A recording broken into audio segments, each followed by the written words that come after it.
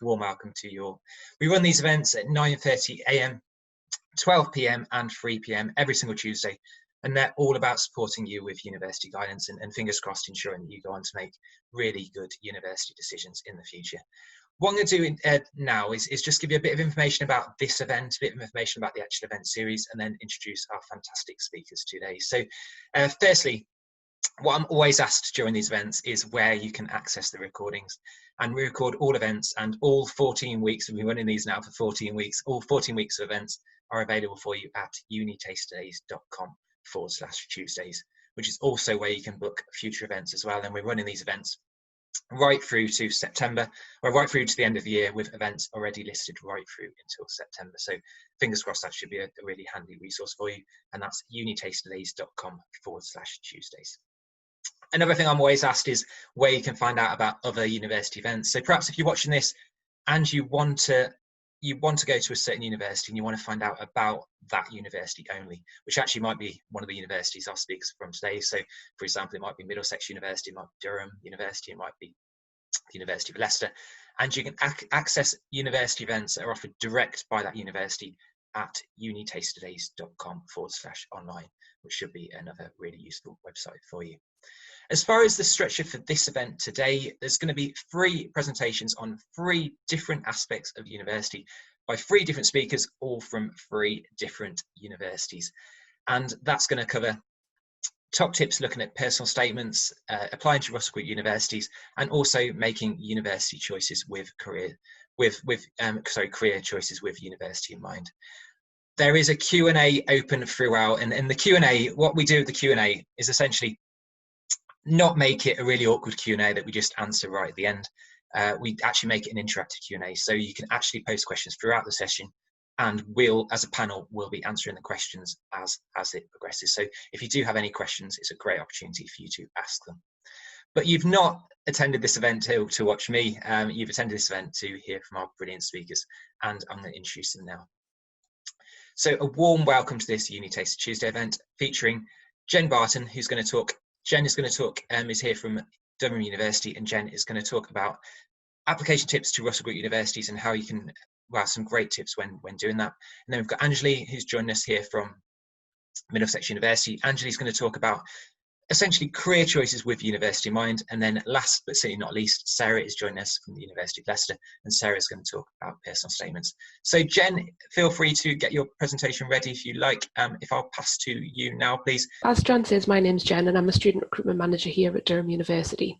So I'm just going to give you a few top tips on applying to a Russell Group university. It won't be too dissimilar from a lot of the things that Sarah's going to talk about. So Sarah, I'm going to be very careful not to tread on your toes and cover any too much of what you're going to say, but there might be a little bit of crossover. But first of all, I just wanted to explain to you what a Russell Group university actually is for you, those of you who might not be aware. So there's 24 members of the Russell Group. The Russell Group was created not that long ago. I don't have the date actually to hand, but it was in sort of the 2000s that it was formed. That was when we joined anyway, Durham University. But what it is, it's a group of world-class research-intensive universities, and there's the list of them all there. So they're fairly unique institutions with their own history and ethos, but they share some distinguishing characteristics. And as a Russell Group, we produce around 68% of the UK's world-leading research. So at a Russell Group university, you will find that teaching will be linked to the research that's being conducted. So all of our research, all of our teaching is research led, which means that you're learning about what's happening now within that field. So you're getting access to some really exciting research, and you're at the forefront of that subject matter, and you're kind of working a lot of the time with those world-leading academics to discover these new findings. So you're being taught by academics who are at the cutting edge of their field. So there's a lot of access to lots of really great resources.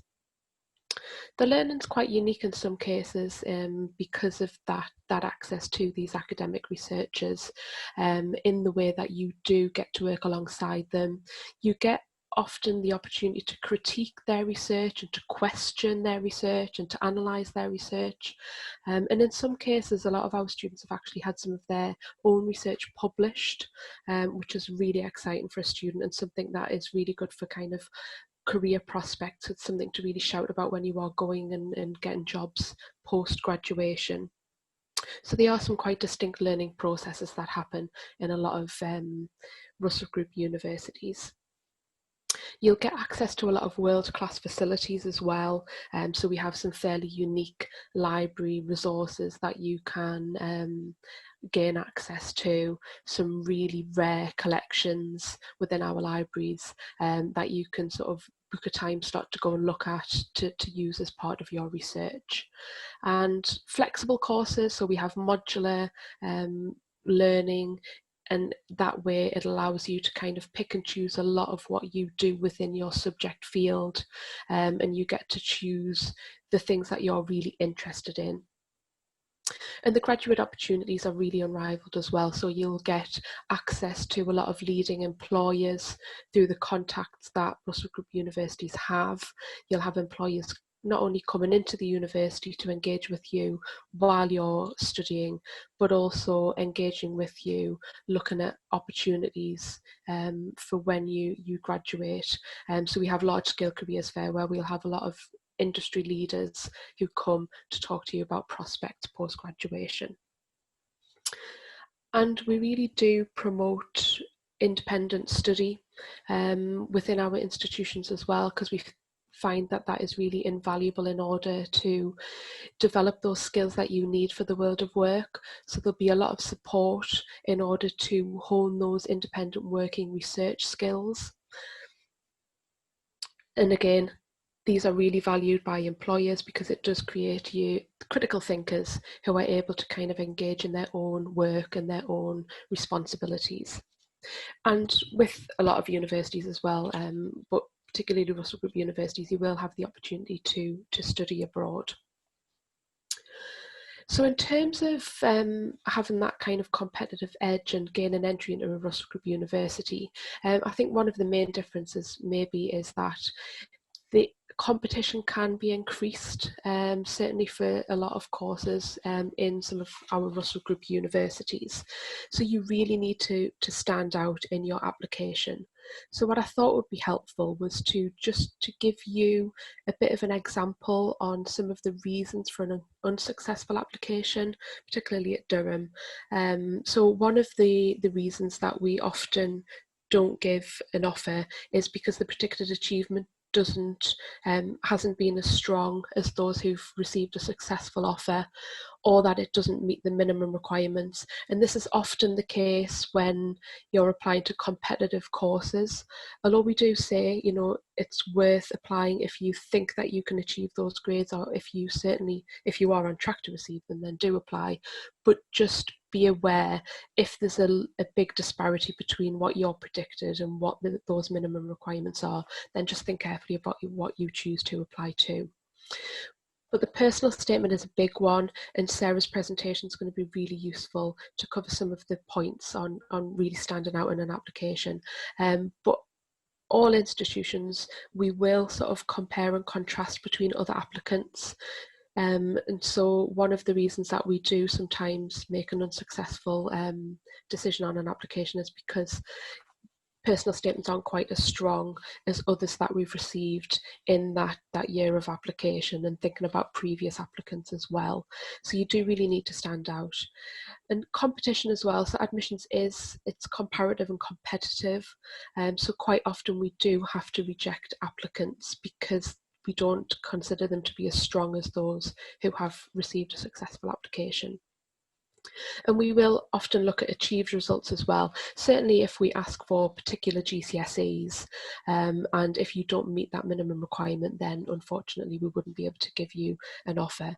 So that's something to be aware of when you are firstly deciding who to apply to. If there's particular qualifications that you must have that you will have already taken and you don't meet those minimum requirements, then I would say it's probably not worth replying. And if it is something that you are really keen on applying to at that institution, think about retaking that. So GCSE grades is the most obvious one, and Durham, like a lot of other universities, won't have a minimum entry requirement for GCSEs as a whole, but for certain courses we would have a particular requirement. For example, psychology, you need to have a minimum requirement in maths for us. And this is the one that I wanted to really pick up on, was critical engagement. So what we find with some applicants we have to make an unsuccessful decision on is that, in our opinion, their personal statement and application overall did not sufficiently evidence enough critical reflection and analysis of the subject.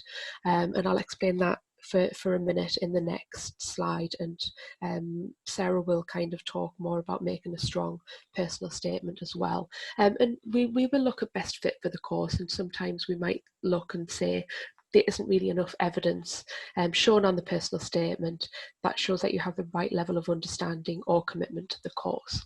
So those are the kinds of reasons why we might not make somebody an offer. And the personal statement really matters because we have such limited information.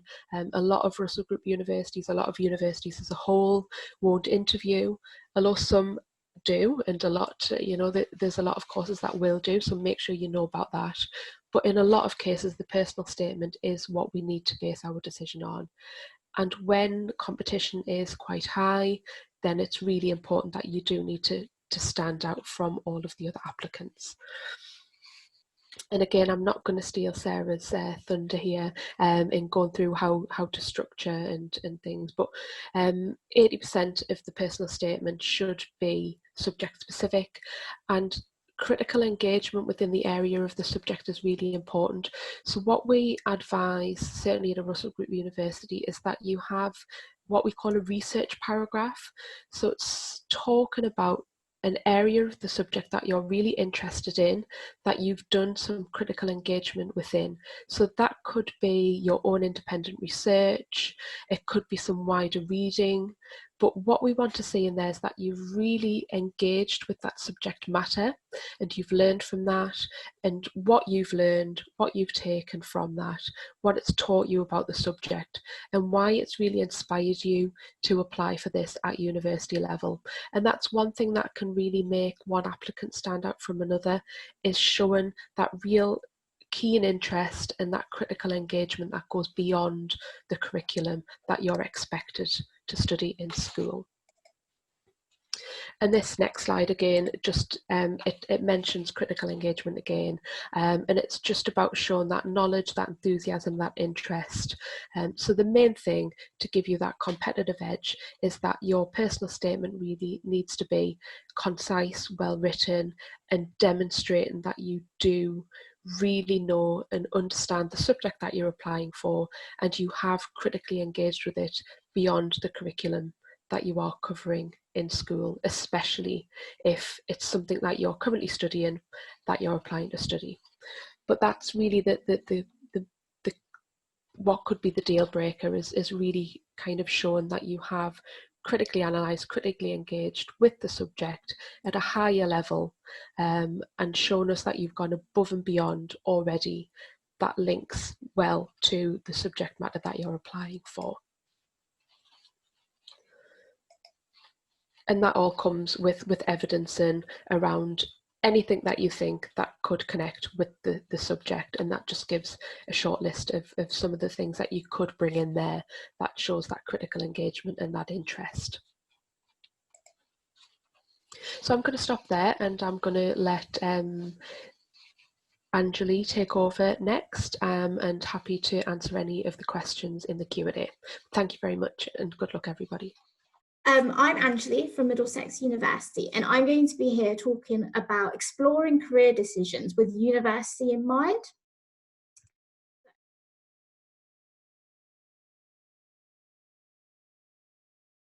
Throughout this presentation, I'm going to talk about 3 online resources for students that are really quick and easy to complete, but also other universities will also have lots of different useful online resources too.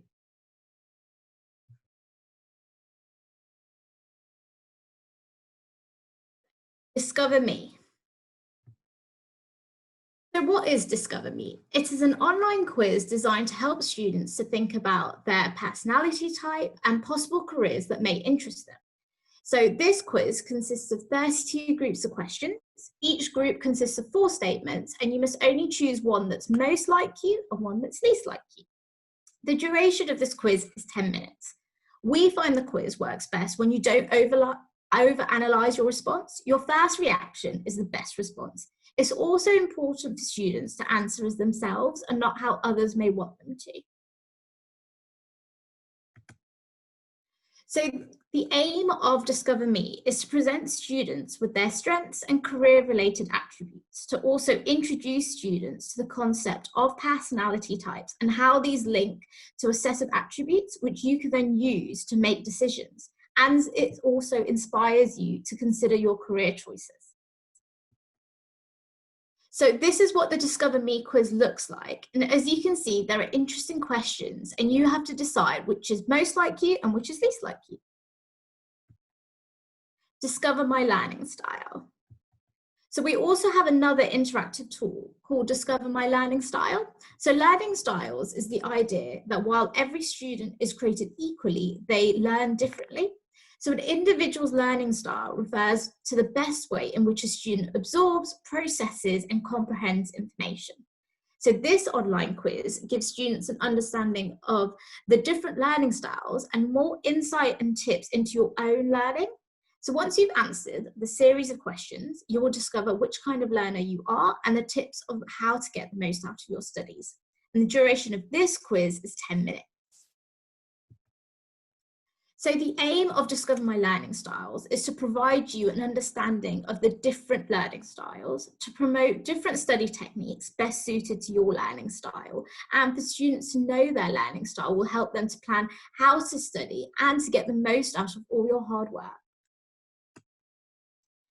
So this is a question from the Discover My Learning Style quiz. So as you can see, you'll have to think about how you approach lots of different situations. And now, pathways, routes into education and careers. So we have another interactive tool called Pathways, and it's an online tool that allows you to explore routes into education and careers. It allows you to look closely at 6 different industry sectors and investigate different routes into careers you aspire to. There are different pathways that can lead into different careers, including a range of educational options. And the duration of this tool is 15 minutes. So these are the 6 different industry sectors you can explore. We advise to read the background of each industry and then to select the one that sounds closest to your interests, making a note of any job roles that sound interesting, and then clicking on the education routes to find out more. The aim of Pathways is to explore possible careers in different industry sectors, to research different education pathways to careers in these sectors from degree apprenticeships to higher education, and to use Pathways to find out about careers in different industries. There are different pathways that can lead to your chosen career, including a range of educational options. So this is a snippet from our Pathways tool. So you can click on the different industries to find out more. So right now it's showcasing marketing and retail, and you can see the possible careers you could go into. But if you were to then click into it, it'll show you all the different routes, what kind of educational routes you'd have to take to then go into those different careers. So thank you for listening. I'm now going to pass on to Sarah, but if you would like to go and use any of our online material, that's the site you'd find them on. Thank you so much, guys. Thanks, Anjali. Really, really good session, and it just strengthens the need as well when students pick. You know, if I'm talking to you as a student, or if this is a recording and it's a school group, it just shows the importance of picking really good university courses and how universities can support you with that process. So, Anjali, really, really appreciate that. And if anyone's got any questions for Anjali, please do post them on the chat. Post them on the Q&A, and no doubt she'll be really pleased to answer them for you. Right, if I can now introduce our final speaker, and that's Sarah, who's joining us from the University of Leicester. Sarah has already answered in the Q&A several questions looking at personal statements already, so there's obviously a lot of appetite for this session. Sarah, the floor is yours, please, with the session looking at personal statements, please. Perfect, thank you, John. Thank you all of you that have already asked some questions. I have been trying to answer them, and hopefully I'm going to cover some of these for you so that you can get those answers that you're looking for, especially at this time of year with personal statements becoming quite an important factor in your application journey. So to begin with, just to introduce myself, my name is Sarah and I work at the University of Leicester. I am going to be covering personal statements today. The main purpose of this session is to give you some basic tips, so teach you about how long your personal statement should be and things like that, as well as cover some more depth in terms of what we're looking for and what we'd like you to make sure that you're covering inside of your personal statement too. Just bear with me one moment. Perfect. So we're going to start off with the basics so that you can understand the key factors that you need to know when writing your personal statement. The first thing to know is that your personal statement does need to be done online as part of your UCAS application, and all UCAS applications are done online as well, so you do need to make sure that you are submitting it virtually and not in a paper copy. I imagine most people aren't doing that nowadays, but just to keep that on your radar. And you do have a 4,000 character limit, so just to sort of understand what that means, that includes punctuation, that includes every single letter, every single space. It tends to work out about an A4 side of paper, maybe slightly more, just to give you a rough idea in terms of what you might be used to writing.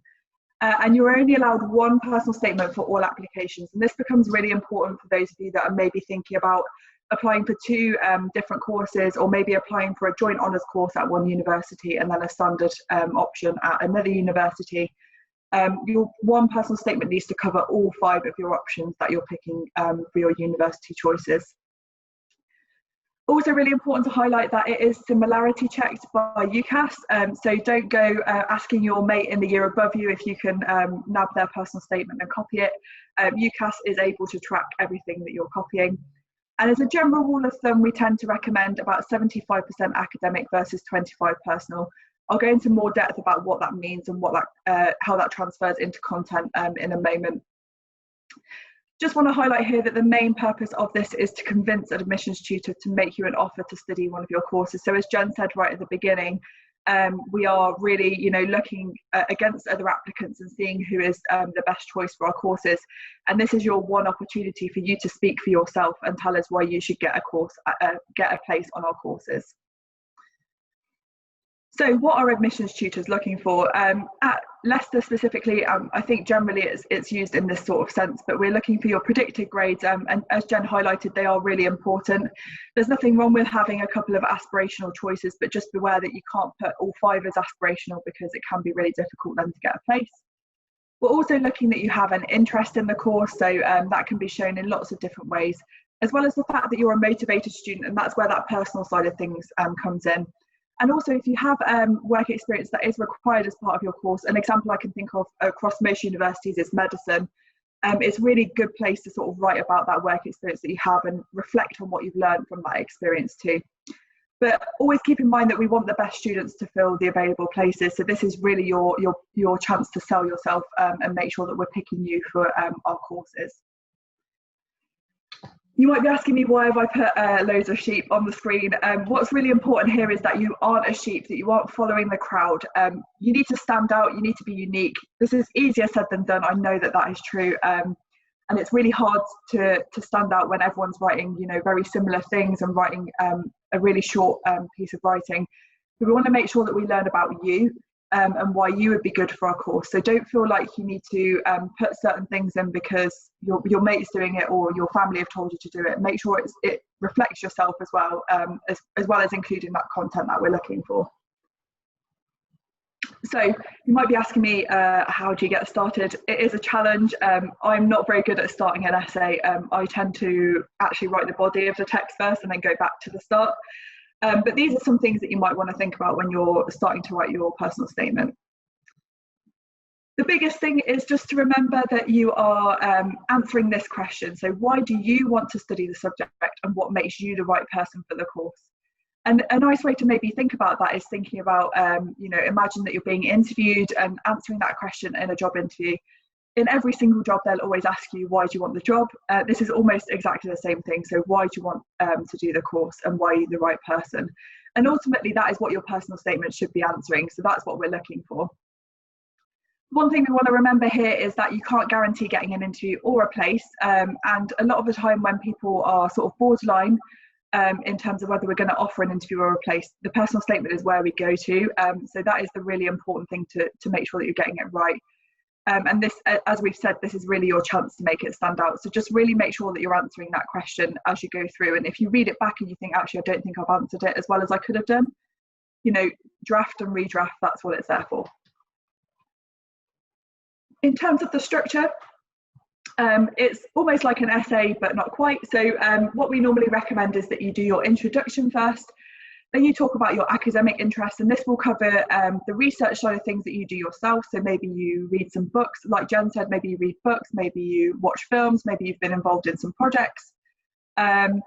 And then you move on to your life and your work experience, skills, achievements, things like that, that sort of link into that, but also prove to us that you would be a good and committed student to your course. And then you want to round off your personal statement with concluding statements. Now, because you don't have a huge character limit and you don't have a lot of room to play with, we always recommend that you try and keep your intro and your conclusion nice and short, so you can really get into the body and give us a lot of content that we're trying to read. So as you can see, I've done a dodgy job of superimposing my head onto onto Jeremy Clarkson, actually. But what I want you to do here is basically see if you can figure out roughly how many students use these opening statements. It is one of those classic things where people use the same introduction, and UCAS have actually published this on their website, so you can find this online. And basically they are showing you what all the students kind of go with the standard opening statement, and basically the ones that you want to avoid. This is a quiz. It's not being monitored, so I'm going to trust you to monitor yourself and make sure that you're not cheating. And we'll go through these really slowly just to see what you're thinking in terms of these opening statements and how many people have used them in their personal statements. I think this information was from 2017. So, opening statement number 1. From a young age, I have always been interested in. Was it A, 1,779, B, 791, C, 2,103, or D, 1,528 people use this as their opening line on their personal statement in 2017? Just to let you know, this is across the whole sector, so this is every university is included in this one. Great, the answer to that is A, so a massive 1,779 people chose to use that as their opening statement. There's a few things wrong with this, not only that it is generic, but also when you were 1 year old, you probably didn't know what you wanted to do. And so it's not necessarily a true statement to be using as well. Number 2, I am applying for this course because, is that A, 1,526, B, 1,370, C, 1,103, or D, 600?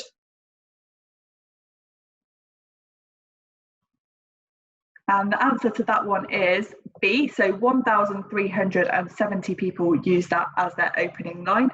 I actually spoke to one of our medicine students recently who said that they use that as their opening statement. So obviously it doesn't stop you from getting a place on a course, but it's really nice if we can read something a little bit different and not read the same opening line over and over again. And number 3, I have always been interested in. Is that A, 1,245, B, 1,117, C, 927, or D, 558? And the answer to this one, this is the final one, is 927. So still lots of people. And again, it has the same issue as the first one in the sense that you've not always known what you've wanted to do. You didn't know when you were 1. So it's not necessarily a true statement, but also it's used a lot as well. So this comes across to the where to begin and that challenge of, you know, getting that personal statement started and where to really begin with that side of things. There's lots of ways that you can kind of approach this, and like I say, for me, I actually normally when I'm writing a big body of text, I write the content first and then go back to the beginning. I tend to find that a little bit easier, and if you're finding that that's sort of stopping you from writing your personal statement, feel free to do that. But one of the things I'd suggest is thinking about why you wanted to study the course, why you're excited. Was there like a pivotal moment in your life that inspired you and you thought, actually, this is the point where I realised that this is what I wanted to do? Sounds a bit cheesy, but a lot of people actually do have that sort of moment, or, you know, that it doesn't necessarily need to be like a set day or a session. It could be like over a month or something where you did a project and you realized that actually this was really inspiring and this is what you wanted to do. But also it's a good place for you to demonstrate your understanding and thinking about what you want to do. Please do avoid cliches, jokes and gimmicks. I'm not going to lie, I included a joke. I didn't get this great support that I had when I was at school, unfortunately, but this is a really important thing to avoid, because it is still a really serious piece of writing. So we want to make sure that you are covering that, and that it's almost like applying for a job. It's still really important that you have the right tone when you're writing the personal statement. Then you want to move on to your academic interests, and things that you want to think about are your current studies and how that relates to the course that you want to study. So someone actually raised this recently, and I think this is a really good idea. If you've had if you're applying for business, for example, and you're doing A-levels, business, economics, and I don't know, history. Yes, history could be relevant, but don't feel like you have to include history because it's your personal statement and you have to include everything. Often it's better if you focus on 1 or 2 A-levels and what you've learned from those, and how that relates to your studies, rather than just including something for the sake of it. Jen also highlighted in her session at the beginning that independent research is really important as well. So when we say that, we don't mean that you need to have researched to write a book or an essay or something. It can be a simple thing like you read a book and you got really into it and you had a look around the subject area and you thought actually it was really interesting, or you could, for example, have started watching a TED talk and then really researched later on into a certain topic area. And that can really showcase what you've learned. And also it's a really great way to reflect on what you've learned as well. And that for us is also really important, that you can show that you're able to reflect on the things that you've done and what that brings to your knowledge. We've also got academic competitions, which are really great to get involved in, and they're a great thing to mention in your personal statement too. And thinking about the academic skills that you possess as well that make you a good student, because we do want to know why you'd be good on the course, as well as the passion that you have for the course too. And then thinking about how your course relates to current affairs. This can be a really nice way to tie in what you're learning and reflecting on what you've learned. And we all know that there's lots of current affairs to get stuck into at the moment, so there's lots of opportunity to do that right now. And then, as I said at the beginning, you've got that 25% at the end, which is more personal and talking about you as a person. And this really is your chance to showcase why you would be a good student. You've got all sorts of things that you can include in this. You can include things that you've done in your life, your work experience, your skills, your achievements, lots of different areas that are included in here. But what I really want to reiterate in this section is don't list things off. So don't feel like you need to include 5 or 6 things, or feel like you need to put DOV in there because you did it. It's also about being able to relate that to your course, so the benefits that you gain from that, and maybe those transferable skills that you got from that would make you a good student. So again, it's really important to explain these. So I have a perfect example. One of our student ambassadors who recently did a personal statement session with me said to me, he's doing politics and international relations, and he said to me that he was teaching karate for 5 years, but he actually went to a model UN for a day, and he chose not to. He had some other examples as well. I think he included 2 or 3 examples in his personal statement, but he chose not to include the karate instruction and to include the model UN because that's more related to politics, so it makes a lot more sense, and he was able to reflect on that more and showcase his skills more as well. So think about those in context and don't just include things for the sake of it. That's why we've put, if you can't explain the experience or an achievement, don't include it. It's not worth it. Also remember, on that note of work experience, that not all courses require work experience. So have a look and see if you need to include it. And if you don't need to include it and you think there's other things that are more beneficial to include in your personal statement, then go with those instead. It's not essential that you have to have some work experience to go to university. Just check your course and make sure that it fits in with that first. You do also need to round off your personal statement. It is, maybe a line or 2. We don't want you to waste all of your characters on getting that personal statement rounded off. But someone did ask in the Q&A a little bit earlier, and I think it's really important to highlight that you do round it off. We normally recommend that you maybe mention your career plans here. So don't go on about them a lot because you don't have a huge amount of characters, but it's a really nice way to tie everything that you've written down together to show that you have an ultimate goal and show why that course is going to help you in the future. But do remember, it is your last opportunity to stand out, so take advantage of it. And I would also like to highlight, if you don't have any career plans, absolutely fine. I definitely didn't. I still didn't when I came out of university, and that is fine. If you don't have them, then focus on the course and think about why you would be a good student for the course, and why you should be offered a place. That is absolutely fine, and that's okay to work with. You might also want to think about what the university can offer you, but be really careful here, because remember that you are using that one personal statement for all 5 of your options. And so you don't want to mention specific universities if you're applying to more than one university, in terms of, you know, where you're applying and things like that. So I'm just going to round off with some of my top tips, just to make sure that you're getting everything in line for your personal statement. All the way through this, feel free to ask any questions in the Q&A, and I'm more than happy to answer them at the end. But just to highlight some of the things that I've mentioned, and maybe go over some other things as well. Number 1, make sure that you're saving space and avoiding repetition. So like I said, no lists, and we'll pop that a little bit later on the list, but do make sure that you're also trying to save space. You know, try and not write really sentences that aren't long-winded and, you know, rambly. Try and keep it nice and short and to the point. As I said a moment ago, don't mention any specific universities that you're applying to. And don't state the obvious. So if you want to be a doctor, we know that you want to help people, so you don't need to say these sorts of things in your personal statement. Avoid cliches as well, like quoting or defining. I personally am not too against quoting, as long as it's not a generic quote that, you know, everyone uses, like a Martin Luther King quote or something like that. But a lot of universities are pretty anti-quoting, so if you can try and avoid quoting and maybe actually writing what you've learned in your own words, that's normally a lot better. And avoid defining as well, because we know the topics, we understand what we're reading about, so we don't need you to define the subject for us. What we want to know is what you've learned from it. I don't want to read this sentence, you're welcome to read it yourself, but we're going to say thesaurus with caution. There are personal statements that we have read where we can tell that you have used the thesaurus and been right-clicking furiously.